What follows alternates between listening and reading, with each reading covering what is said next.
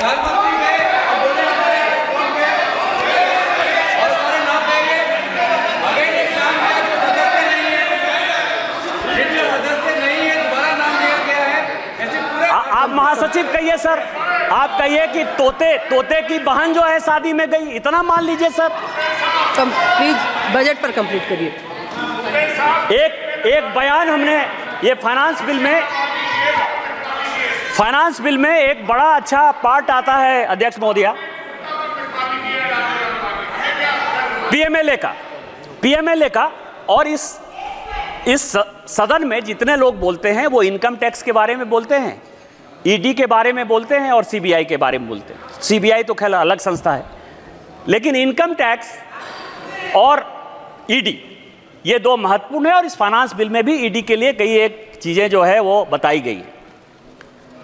अब आप ये बताइए सर महोदया कि 1988 में मैं जब तोते की लिप सर्विस की बात करता हूं तो बड़ा गुस्सा आता है, तोता तोता कहते हैं। 1988 में ये सदन के जानने लायक चीजें हैं कि राजीव गांधी साहब ने बेनामी ट्रांजैक्शन एक्ट कानून यहां लाया 1988 में, और 88 से वो 2017 पहुंच गया। 30 साल में उसके रूल्स नहीं बन पाए। आप हमसे हिसाब लेते हो कि हमने किसको पकड़ा किसको नहीं पकड़ा, कौन जेल गया, कहां ब्लैक मनी है कहां व्हाइट मनी है। कभी अपने गिरेबान में झांका कि 88 में बेनामी ट्रांजैक्शन एक्ट, और उसके बाद आपकी सरकार रही 91 से 96 तक, 2004 से लेकर 2014 तक। ऐसा भी नहीं कर सकते हो कि हम सरकार में नहीं रहे, आप लागू नहीं कर पाए। आप किसको साथ दे रहे थे, किसको साथ दे रहे थे? दूसरा मैं आपको बताऊं, यह सुप्रीम कोर्ट का आदेश 2012 में दिसंबर के महीने में बेनामी ट्रांजैक्शन एक्ट में संशोधन हुआ। भारतीय जनता पार्टी की तरफ से मैं बोलने के लिए खड़ा हुआ, और उस तरफ से माननीय चिदंबरम साहब थे, बड़े फेमस वित्त मंत्री, उनसे ज्यादा पढ़ा लिखा आदमी तो मैंने जीवन में देखा ही।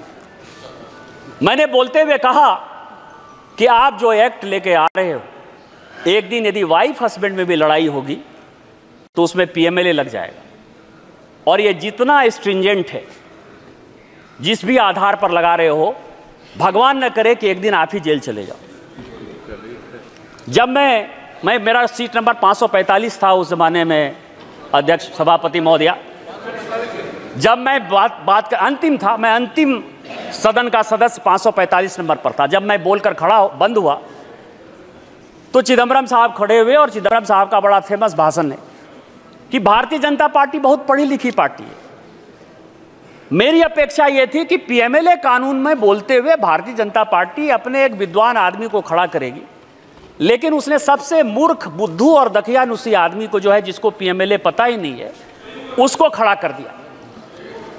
यह सुप्रीम कोर्ट का यह आदेश, और सुप्रीम कोर्ट के आदेश में एफएटीएफ में जो चिदंबरम साहब का 2012 का दिसंबर का स्टेटमेंट है, उसी को कोट करते हुए यह रिपोर्ट आया। जब रोपे पेड़ बबूल का तो आम कहां से हो। इनकम टैक्स में डायरेक्ट टैक्स कोड पर हमारी फाइनेंस की कमेटी, यशवंत सिन्हा चेयरमैन थे, मैं उसका मेंबर था, 5 साल तक हम लोग मेहनत करते रहे कि डायरेक्ट टैक्स कोड को हम लोग बदल देंगे।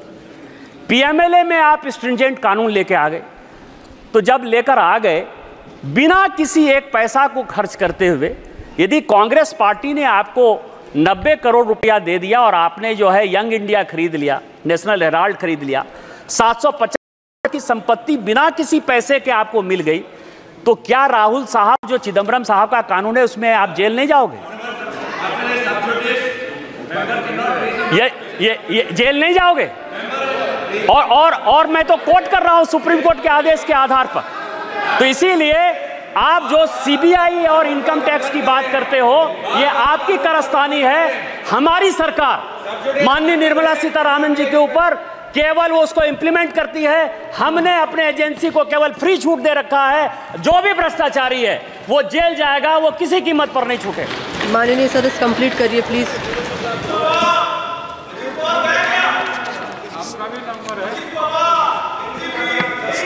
सभापति महोदया, इस देश कि हालात बहुत अच्छे। हम 2047 तक विकसित भारत बनाने की कल्पना में, माननीय प्रधानमंत्री जी यक्ष युधिष्ठिर वार्ता में उस दिन बोलते हुए माननीय राहुल गांधी जी ने कहा कि 6 महारथी थे। 6 महारथी नहीं थे, 9 महारथी थे। 9 महारथी थे और 7 महारथी चक्रव्यूह लड़ रहे थे और 2 महारथी चक्रव्यूह के बाहर जो है 4 लोगों को, पांडवों को रोकने की कोशिश कर रहे थे। उसमें भीम थे, सात्विक थे, नकुल थे और सहदेव थे। और उसी में सात टोटल 9 महारथी थे जो कि अभिमन्यु से लड़ रहे थे और उसमें 7 महारथी ऐसे थे जो चक्रव्यूह में अभिमन्यु को घेरने के लिए बैठे थे और 2 महारथी ऐसे थे जो कि पांडव की सेना उसमें अंदर नहीं जा पाए। पांडव में 4 लोगों को उन्होंने मौका दिया हुआ था। इसका नाम था भीम, सात्विक, नकुल और सहदेव। और जिसकी रक्षा जो है जयद्रथ कर रहे थे उस दरवाजे की, तो उसमें नहीं जाए। इसमें एक महाभारत में दूसरे प्रसंग में क्वेश्चन पूछा यक्ष ने युधिष्ठिर से। एक क्वेश्चन है कि कह पंडिता, और दूसरा है को मूर्खा, और तीसरा है कह मत्सर। मैं मूर्ख पर नहीं जाऊंगा, मैं 2 ही चीज पर जाऊंगा, क्योंकि हो सकता है कि ये लोग अपने पर ले लें, लीडर ऑफ द अपोजिशन पर, कि उनको मूर्ख कह दिया। मैं उनका बड़ा सम्मान करता हूं। पंडित वो है, सभापति महोदया, पंडित वो है जो कि विद्वता की बात करता है। Leader of the parrot, lie of the parrot या लिप्स ऑफ द पैरट, वो केवल और केवल डिस्टॉर्शन ऑफ फैक्ट्स जो हमारे महाभारत का है, गीता का है, रामायण का है, महाभारत का है, वही करते रहते हैं। इसलिए उनको सोचने की बात है कि वो पंडित हैं कि नहीं। लेकिन जो मत्सर है, मत्सर के बारे में बड़ी अच्छी बात कही गई है कि जिसको ईर्ष्या हो, द्वेष हो, जलन हो, किसी के आगे बढ़ने पर जो है परेशानी हो, उसको मत्सर कहा जाता है। आज जो कांग्रेस पार्टी की स्थिति है वो यक्ष युधिष्ठिर वार्ता का मत्सर है। भारत इतना ग्रो क्यों कर रहा है? भारत इतनी बड़ी इकोनॉमी में क्यों जा रहा है? भारत दुनिया की तीसरी इकोनॉमी 2027 में क्यों हो जाएगा? और इस कारण से युवाओं को भड़काओ, किसानों को भड़काओ। इसी कारण से जातिगत रिजर्वेशन के आधार पर, जिस रिजर्वेशन के आधार पर आज बांग्लादेश जैसा देश जो है जल रहा है, पाकिस्तान खत्म हो रहा है, श्रीलंका खत्म हो रहा है, लीडर ऑफ द अपोजिशन के नाते जिसकी कोई जिम्मेवारी नहीं। और जिम्मेवारी कैसे होगी सभापति महोदय? जिम्मेवारी नहीं होने के पीछे रीजन है। रीजन ये है कि मैं 3 किताब मैं अभी पढ़कर आया, वो 3 किताब बड़ा इंपॉर्टेंट है। एक किताब अशोक मित्रा ने लिखा, प्रेटलर्स टेल। अशोक मित्रा साहब बंगाल के सबसे लॉन्गेस्ट फाइनेंस मिनिस्टर रहे और इंदिरा जी के वो इकोनॉमिक एडवाइजर। दूसरी किताब नटवर सिंह की है जो कहता है कि 1 लाइफ इज नॉट एनफ। और तीसरी किताब संजय बारू की है, एक्सीडेंटल प्राइम मिनिस्टर।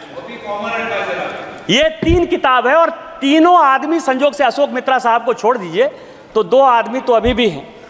और किसी को कांग्रेस पार्टी ने जो है आज तक कॉन्ट्राडिक्ट नहीं किया। कॉन्ट्राडिक्ट। और तीनों किताब क्या कहती है कि अमेरिका तय करता था इस देश का वित्त मंत्री कौन हो। संजय बारू कहते हैं कि प्रधानमंत्री मनमोहन सिंह जी ये सरकार नहीं चलाते थे, ये सरकार नेशनल एडवाइजरी काउंसिल की सोनिया गांधी जी चलाती थी। ये मैं नहीं कह रहा, संजय बारू की किताब है, मैं तो केवल किताब को कोट कर रहा हूं। उस तीनों में और मैं कुछ CIA की डीक्लासिफाइड फाइल्स लेकर आया हूं। ये CIA की डीक्लासिफाइड फाइल्स है। ये फाइल ये कहती है कि कांग्रेस पार्टी के सभी लोग सोवियत रूस से बिके हुए थे। वो पैसा लेते थे, पैसा लेकर वो जो है देश की पॉलिसी बनाते थे। देश का कैसे नुकसान हो वही काम करते थे। ये डिक्लासिफाइड फाइल कहती है। ये तीनों किताब को यदि आप देखेंगे, चाहे वो अशोक मित्रा की हो, चाहे संजय बारू की हो और नटवर सिंह की हो, ये कांग्रेस पार्टी इस देश को बदनाम करना चाहती है, बर्बाद करना चाहती है, ऐसा सिचुएशन पैदा करना चाहती है कि प्रधानमंत्री मोदी जी के खिलाफ पूरा माहौल बने, इस देश के खिलाफ पूरा माहौल बने, लेकिन वो हम होने नहीं देंगे। ये देश के तीसरे बार प्रधानमंत्री बनने वाले दूसरे लोग हैं। और मैं आपको रामधारी सिंह दिनकर की कविता से खत्म करता हूं कि उन्होंने कहा कि जब नाश मनुष्य पर छाता है, पहले विवेक मर जाता है।